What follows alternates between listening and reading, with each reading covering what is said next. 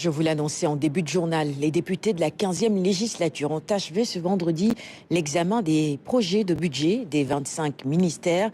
Une étape qui a nécessité 2 semaines de travail intense et de longues heures de débat. Elle précède les plénières. Dernière étape avant le vote de la loi de finances initiale pour l'année 2026. Abdou Wade revient ce soir sur le processus du marathon budgétaire. Le marathon budgétaire, une période intense de travail parlementaire pour l'adoption du budget. Là, il y a un fort engouement, donc ce qui fait qu'on termine assez tard, souvent vers 23 heures. Au Sénégal, on a une session ordinaire unique qui démarre en tout cas dans la première quinzaine du mois d'octobre. Et dès l'ouverture de l'Assemblée nationale, le gouvernement met à la disposition des députés le budget de l'année N+1, c'est-à-dire le budget de l'année 2026. Après un délai de 10 jours accordé aux députés pour la lecture du projet, débute ensuite l'examen en commission. Selon le calendrier établi par la conférence des présidents, 2 ministres par jour défendent tour à tour le budget alloué à leur département. Le ministre arrive, il présente son budget au commissaire et après il y a une discussion générale qui est ouverte par le président de la commission. C'est la commission des finances qui est la commission saisie au fond. Donc c'est cette commission-là qui s'élargit à la commission concernée par le passage du ministère sectoriel. Donc actuellement, M. Déthié Fall étant ministre des Infrastructures, la commission des finances la reçoit, mais élargie à la commission de l'aménagement du territoire, des transports et des infrastructures. On reçoit le ministre des Infrastructures, ministre Déthié Fall, avec son équipe. Nous avons commencé à 9h. Il fait sa présentation, il lit son discours, il nous présente son budget, il nous le vend. Suivi de cela, une série de questions.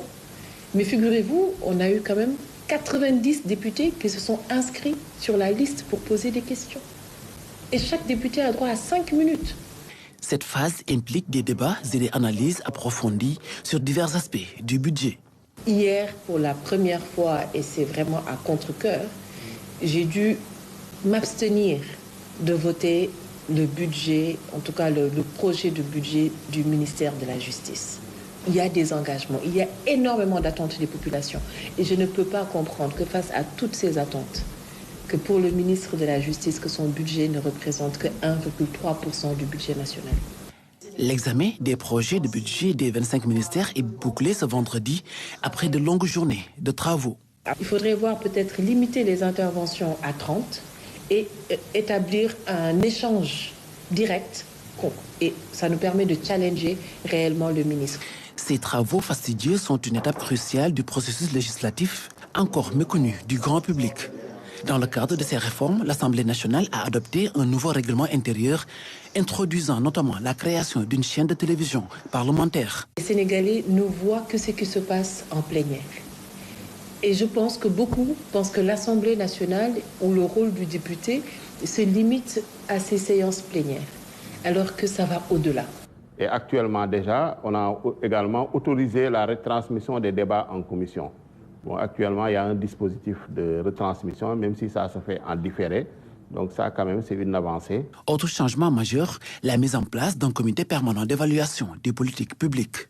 Il y a aussi le champ des commissions d'enquête, avec de nouvelles prérogatives pour l'Assemblée nationale, qui, à travers l'article 57 alinéa 2, peut directement saisir, en tout cas le procureur, en cas de refus de comparution d'une personne convoquée par l'Assemblée nationale. Chaque fois qu'on parle de commission, ça veut dire qu'on a encore une fois décidé de mettre autour de la table toutes les parties prenantes, mais pour réellement évaluer les politiques publiques au-delà d'un discours en plénière.